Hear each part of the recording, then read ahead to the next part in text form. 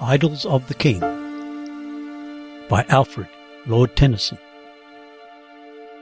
Book 9. Pelleas and Ettarre. King Arthur made new knights to fill the gap left by the holy quest. And as he sat in hall at old Carlion, the high doors were softly sundered, and through these a youth, Pelleas, and the sweet smell of the fields passed, and the sunshine came along with him. "Make me thy knight, because I know, Sir King, all that belongs to knighthood, and I love." Such was his cry. For, having heard the king had let proclaim a tournament, the prize a golden circlet and a knightly sword, full fain had Pelleas for his lady won the golden circlet, for himself the sword. And there were those who knew him near the king, and promised for him. And Arthur made him knight. And this new knight, Sir Pelleas of the Isles, but lately come to his inheritance, and lord of many a barren isle was he, riding at noon, a day or twain before, across the forest called of Dean, to find Carlion and the king, had felt the sun beat like a strong knight on his helm, and reeled almost to falling from his horse, but saw, near him, a mound of even sloping side, whereon 100 stately beeches grew, and here and there great hollies under them. But for a mile all round was open space, and fern and heath. And slowly Pelleas drew to that dim day, then, binding his good horse to a tree, cast himself down. And as he lay at random, looking over the brown earth, through that green glooming twilight of the grove, it seemed to Pelleas that the fern without burnt as a living fire of emeralds, so that his eyes were dazzled looking at it. Then o'er it crossed the dimness of cloud floating, and once the shadow of a bird flying, and then a fawn, and his eyes closed. And since he loved all maidens, but no maid in special, half awake he whispered, "Where, oh where?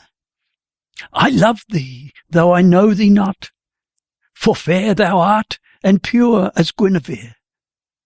And I will make thee with my spear and sword as famous, O my queen, my Guinevere, for I will be thine Arthur when we meet." Suddenly wakened with a sound of talk and laughter at the limit of the wood, and glancing through the hoary boles, he saw, strange as to some old prophet might have seemed a vision hovering on a sea of fire, damsels in divers colours like the cloud of sunset and sunrise, and all of them on horses, and the horses richly trapped, breast high in that bright line of bracken stood, and all the damsels talked confusedly, and one was pointing this way and one that, because the way was lost. And Pelleas rose, and loosed his horse, and led him to the light. There she that seemed the chief among them said, "In happy time, behold, our pilot star! Youth, we are damsels errant, and we ride armed, as ye see, to tilt against the knights there at Carlion, but have lost our way. To right? To left? Straight forward? Back again? Which? Tell us quickly."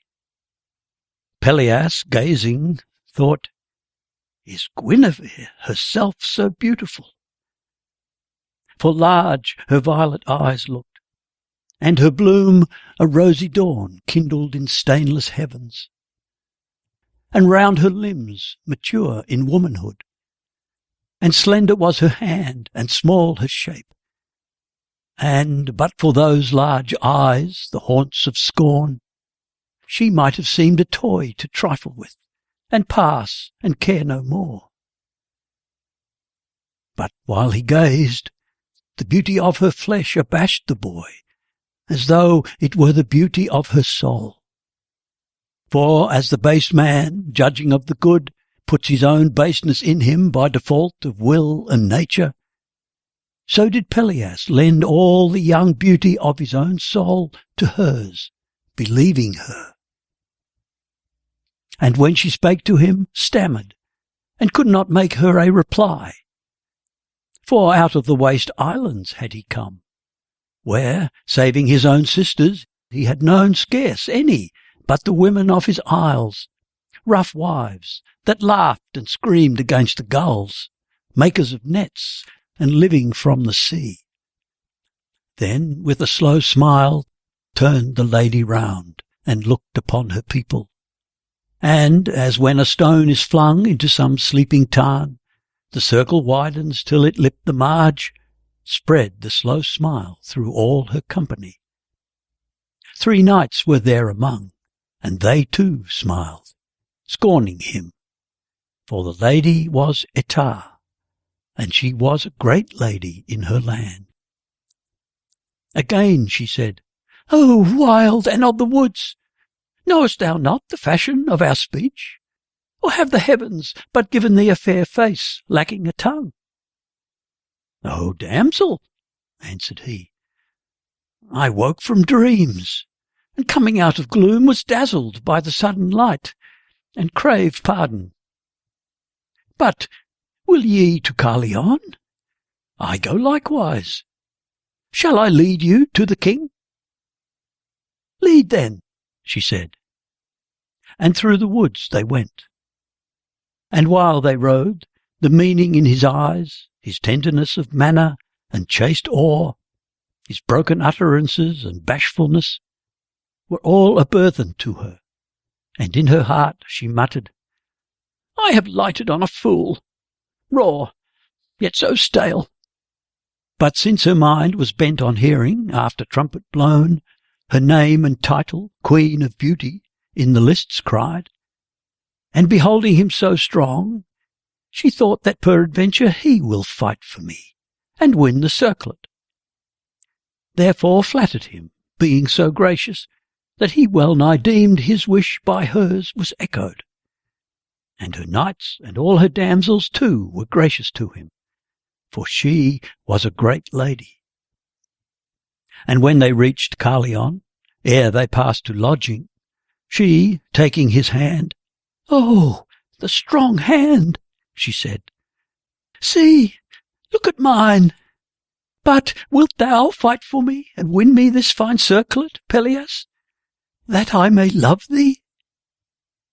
Then his helpless heart leapt, and he cried, "Aye! Wilt thou, if I win?" "Aye, that will I," she answered. And she laughed, and straightly nipped the hand and flung it from her. Then glanced askew at those 3 knights of hers, till all her ladies laughed along with her. "Oh, happy world!" thought Pelleas. "All meseems are happy, aye, the happiest of them all." Nor slept that night for pleasure in his blood, and greenwood ways, and eyes among the leaves. Then being on the morrow knighted, swear to love one only. And as he came away, the men who met him rounded on their heels, and wondered after him, because his face shone like the countenance of a priest of old, against the flame about a sacrifice, kindled by fire from heaven, so glad was he. Then Arthur made vast banquets, and strange knights from the 4 winds came in. And each one sat, though served with choice from air, land, stream, and sea, oft in mid-banquet measuring with his eyes his neighbour's make and might. And Pelleas looked noble among the noble, for he dreamed his lady loved him, and he knew himself loved of the king, and him his new-made knight worshipped, whose lightest whisper moved him more than all the ranged reasons of the world. Then blushed and brake the morning of the jousts, and this was called the tournament of youth, For Arthur, loving his young knight, withheld his older and his mightier from the lists, that Pelleas might obtain his lady's love, according to her promise, and remain lord of the tourney. And Arthur had the joust down in the flat field by the shore of Usk holden. The gilded parapets were crowned with faces, and the great tower filled with eyes up to the summit, and the trumpets blew. There, all day long, Sir Pelleas kept the field with honour. So by that strong hand of his the sword and golden circlet were achieved. Then rang the shout his lady loved. The heat of pride and glory fired her face. Her eye sparkled. She caught the circlet from his lance, and there before the people crowned herself. So, for the last time, she was gracious to him.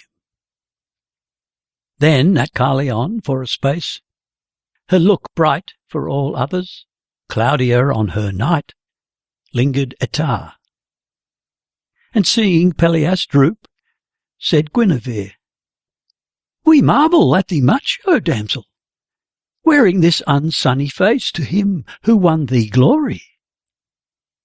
And she said, "Had ye not held your Lancelot in your bower, my queen, he had not won." Whereat the queen, as one whose foot is bitten by an ant, glanced down upon her, turned, and went her way. But after, when her damsels and herself and those 3 knights all set their faces home, Sir Pelleas followed. She that saw him cried, "Damsels, yet I should be shamed to say it, I cannot bide Sir Baby. Keep him back among yourselves. Would rather that we had some rough old knight who knew the worldly way, albeit grislier than a bear, to ride and jest with. Take him to you, keep him off, and pamper him with pap meat, if you will, old milky fables of the wolf and sheep, such as the wholesome mothers tell their boys. Nay, should ye try him with a merry one to find his mettle, good. And if he fly us, small matter, let him." This her damsels heard, and mindful of her small and cruel hand, they, closing round him through the journey home, acted her hest, and always from her side restrained him with all manner of device, so that he could not come to speech with her.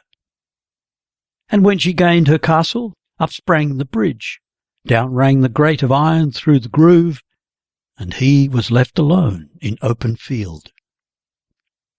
"These be the ways of ladies," Pelleas thought, "to those who love them, trials of our faith. Yea, let her prove me to the uttermost, for loyal to the uttermost am I." So made his moan, and darkness falling sought a priory not far off, there lodged, but rose with morning every day, and, moist or dry, full armed upon his charger all day long sat by the walls, and no one opened to him. And this persistence turned her scorn to wrath. Then calling her 3 knights, she charged them, "Out, and drive him from the walls!" And out they came. But Pelleas overthrew them, as they dashed against him one by one, and these returned, but still he kept his watch beneath the wall. Thereon her wrath became a hate. And once, a week beyond, while walking on the walls with her 3 knights, she pointed downward. "Look, he haunts me! I cannot breathe! Besieges me! Down, strike him! Put my hate into your strokes and drive him from my walls!" And down they went, and Pelleas overthrew them one by one. And from the tower above him cried Ettarre, "Bind him, and bring him in!" He heard her voice. Then let the strong hand, which had overthrown her minion knights, by those he overthrew be bounden straight, and so they brought him in. Then when he came before Ettarre, the sight of her rich beauty made him at one glance more bondsman in his heart than in his bonds. Yet with good cheer he spake, "Behold me, lady, a prisoner, and the vassal of thy will. And if thou keep me in thy donjon here, content am I, so that I see thy face but once a day. For I have sworn my vows, and thou hast given thy promise. And I know that all these pains are trials of my faith, and that thyself, when thou hast seen me strained and sifted to the uttermost, wilt at length yield me thy love, and know me for thy knight." Then she began to rail so bitterly with all her damsels, he was stricken mute. But when she mocked his vows, and the great king lighted on words, "For pity of thine own self, peace, lady, peace. Is he not thine and mine?" "Thou fool," she said, "I never heard his voice, but longed to break away. Unbind him now and thrust him out of doors, for save he be fool to the midmost marrow of his bones, he will return no more." And those, her three, laughed and unbound and thrust him from the gate. And after this, a week beyond, again she called them, saying, "There, he watches yet. There like a dog before his master's door. Kicked, he returns. Do ye not hate him, ye? Ye know yourselves. How can ye bide at peace, affronted with his fulsome innocence? Are ye but creatures of the board and bed, no men to strike? Fall on him all at once, and if ye slay him, I reck not. If ye fail, give ye the slave mine order to be bound. Bind him as heretofore, and bring him in. It may be ye shall slay him in his bonds." She spake, and at her will they couched their spears, 3 against 1. And Gawain, passing by, bound upon solitary adventure, saw, low down beneath the shadow of those towers, a villainy, 3-1. And through his heart the fire of honour and all noble deeds flashed. And he called, "I strike upon thy side, the caitiffs." "Nay," said Pelleas, "but forbear. He needs no aid who doth his lady's will." So Gawain, looking at the villainy done, forbore, but in his heat and eagerness trembled and quivered, as the dog, withheld a moment from the vermin that he sees before him, shivers, ere he springs and kills. And Pelleas overthrew them, 1-3, and they rose up and bound and brought him in. Then first her anger, leaving Pelleas, burned full on her knights, in many an evil name of craven, weakling, and thrice-beaten hound. "Yet take him, ye that scarce are fit to touch, far less to bind, your victor, and thrust him out, and let who will release him from his bonds. And if he comes again—" There she breaks short, and Pelleas answered, "Lady, for indeed I loved you, and I deemed you beautiful. I cannot brook to see your beauty marred through evil spite. And if ye love me not, I cannot bear to dream you so forsworn. I had liefer ye were worthy of my love, than to be loved again of you. Farewell. And though ye kill my hope, not yet my love. Vex not yourself, ye will not see me more." While thus he spake, she gazed upon the man of princely bearing, though in bonds, and thought, "Why have I pushed him from me? This man loves, if love there be. Yet him I loved not. Why? I deemed him fool? Yea, so? Or that in him a something, was it nobler than myself, seemed my reproach? He is not of my kind. He could not love me, did he know me well. Nay, let him go, and quickly. And her knights laughed not, but thrust him bounden out of door. Forth sprang Gawain, and loosed him from his bonds, and flung them o'er the walls.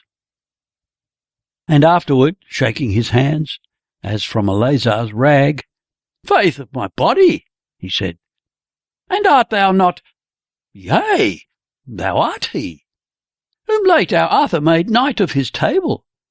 Yea, and he that won the circlet. Wherefore hast thou so defamed thy brotherhood in me and all the rest, as let these caitiffs on thee work their will?" And Pelleas answered, "Oh, their wills are hers, for whom I won the circlet, and mine hers, thus to be bounden, so to see her face, marred though it be with spite and mockery now, other than when I found her in the woods.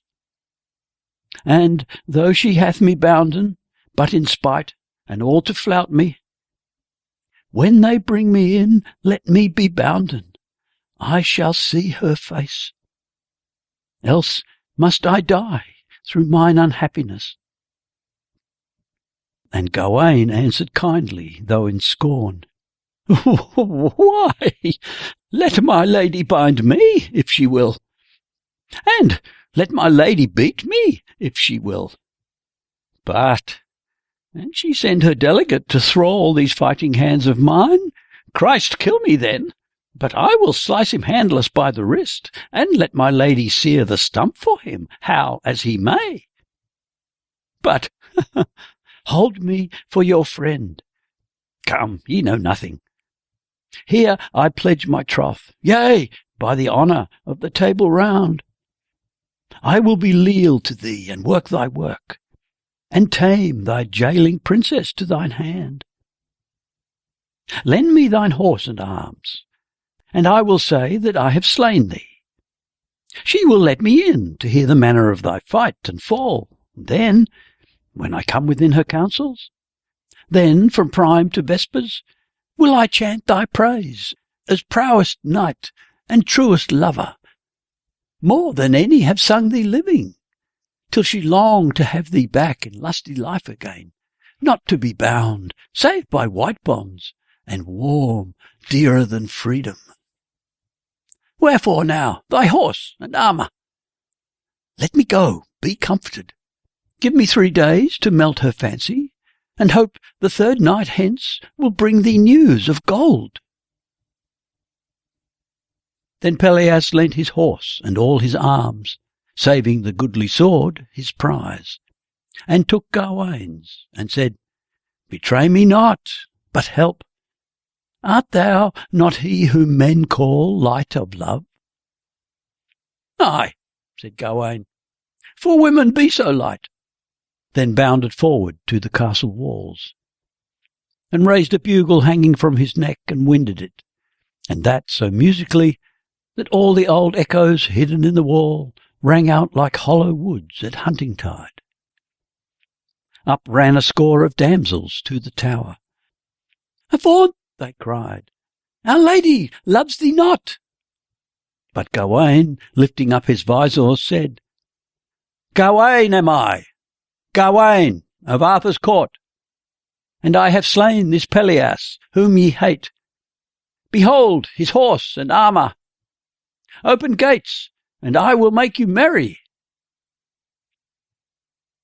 And down they ran, her damsels, crying to their lady, "Lo, Pelleas is dead, he told us, he that hath his horse and armour. Will ye let him in? He slew him.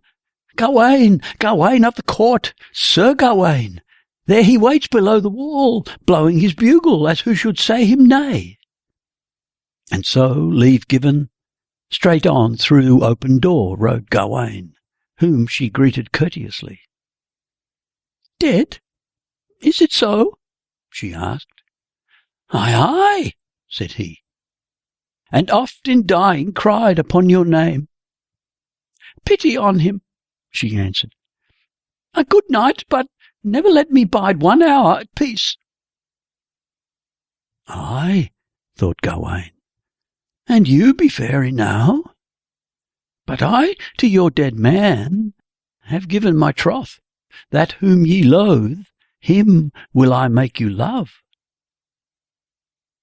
So those 3 days, aimless about the land, lost in a doubt, Pelleas wandering waited, until the 3rd night brought a moon with promise of large light on woods and ways. Hot was the night and silent, but a sound of Gawain ever coming, and this lay, which Pelleas had heard sung before the Queen and seen her sadden listening, vexed his heart and marred his rest. A worm within the rose. A rose, but one, none other rose had I. A rose, one rose, and this was wondrous fair. One rose, a rose that gladdened earth and sky. One rose, my rose, that sweetened all mine air. I cared not for the thorns were there. One rose, a rose to gather by and by. One rose, a rose to gather and to wear. No rose but one. What other rose had I? One rose, my rose, a rose that will not die. He dies who loves it, if the worm be there. This tender rhyme, and evermore the doubt, why lingers Gawain with his golden news? So shook him that he could not rest, but rode ere midnight to her walls, and bound his horse hard by the gates.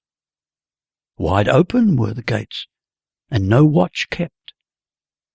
And in through these he passed, and heard but his own steps, and his own heart beating, for nothing moved but his own self and his own shadow.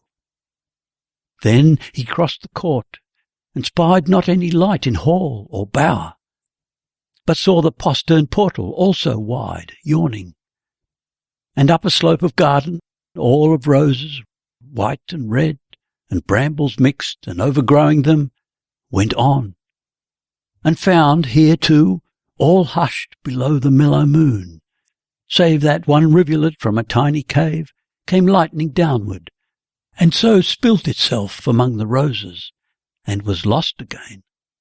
Then was he ware of 3 pavilions reared above the bushes, gilden peaked. In one, red after revel, droned her Lurdain knights slumbering, and their 3 squires across their feet. In one, their malice on the placid lip, frozen by sweet sleep, 4 of her damsels lay. And in the 3rd, the circlet of the jousts bounden on her brow, were Gawain and Ettarre. Back as a hand that pushes through the leaf to find a nest and feels a snake, he drew.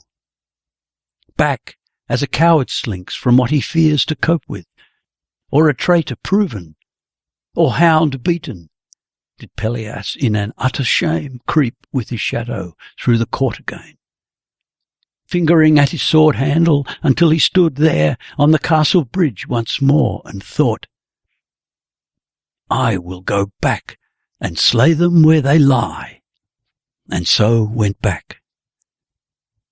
And seeing them yet in sleep, said, Ye that so dishallow the holy sleep, your sleep is death. And drew the sword and thought, What? Slay a sleeping knight?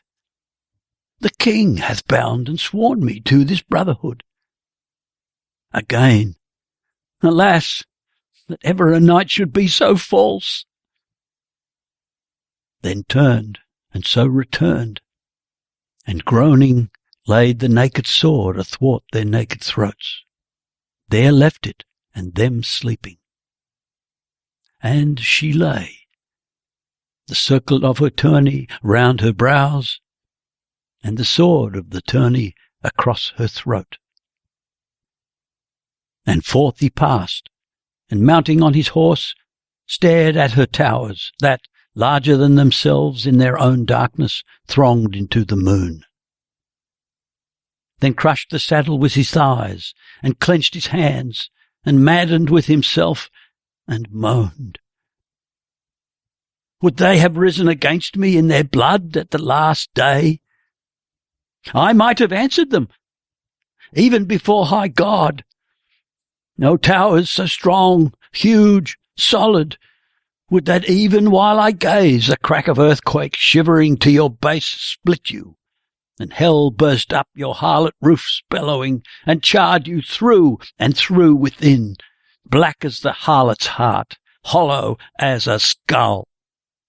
Let the fierce east scream through your eyelet holes, and whirl the dust of harlots round and round in dung and nettles. Hiss, snake! I saw him there. Let the fox bark, let the wolf yell.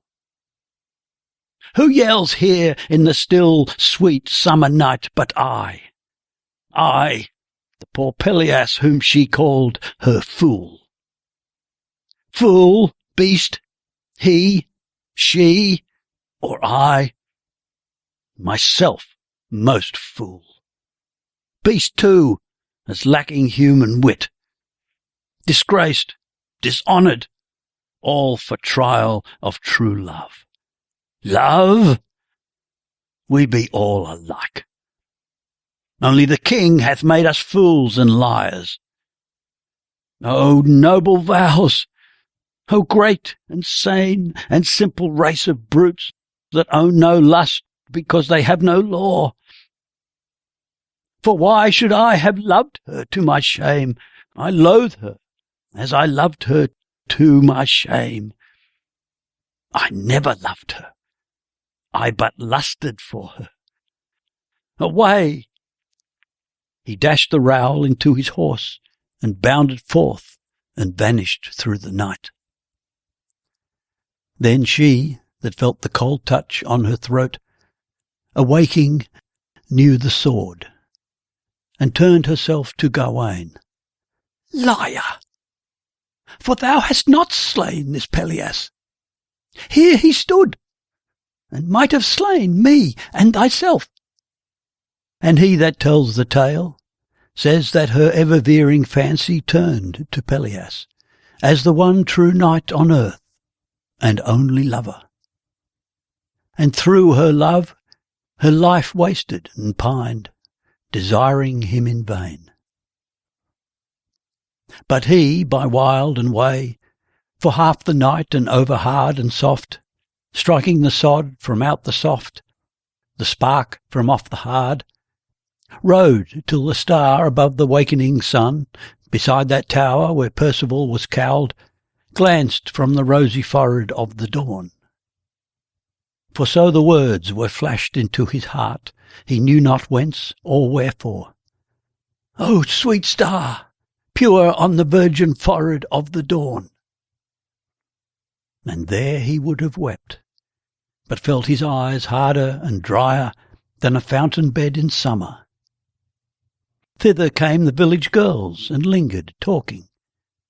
And they come no more, till the sweet heavens have filled it from the heights again with living waters in the change of seasons.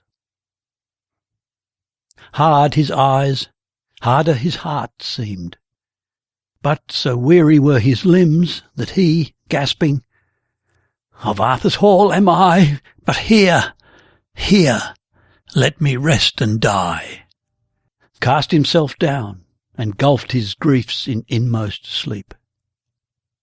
So lay, till shaken by a dream, that Gawain fired the hall of Merlin, and the morning star reeled in the smoke, brake into flame, and fell. He woke, and being ware of someone nigh, sent hands upon him as to tear him, crying, "False! And I held thee pure as Guinevere!" But Percival stood near him, and replied, Am I but false as Guinevere is pure? Or art thou mazed with dreams? Or being one of our free-spoken table, hast not heard that Lancelot— There he checked himself and paused. Then fared it with Sir Pelleas as with one who gets a wound in battle, and the sword that made it plunges through the wound again and pricks it deeper.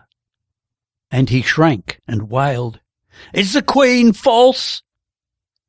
And Percival was mute. Have any of our round table held their vows? And Percival made answer not a word. Is the king true? The king, said Percival. Why then, let men couple at once with wolves. What? Art thou mad? But Pelleas, leaping up, ran through the doors and vaulted on his horse and fled. Small pity upon his horse had he, or on himself, or any.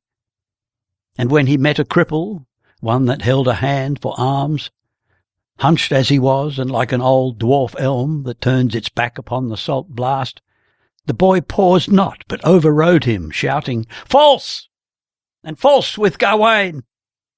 And so left him bruised and battered, and fled on, and hill and wood went ever streaming by him, till the gloom that follows on the turning of the world darkened the common path. He twitched the reins, and made his beast, that better knew it, swerve, now off it, and now on. But when he saw high up in heaven the hall that Merlin built, blackening against the dead green stripes of even, Black nest of rats, he groaned, Ye build too high. Not long thereafter, from the city gates, issued Sir Lancelot, riding airily, warm, with a gracious parting from the Queen, peace at his heart, and gazing at a star, and marvelling what it was. On whom the boy, across the silent seeded meadow grass borne, clashed. And Lancelot, saying, What name hast thou, that ridest here so blindly and so hard? No name, no name, he shouted. A scourge am I, to lash the treasons of the Table Round.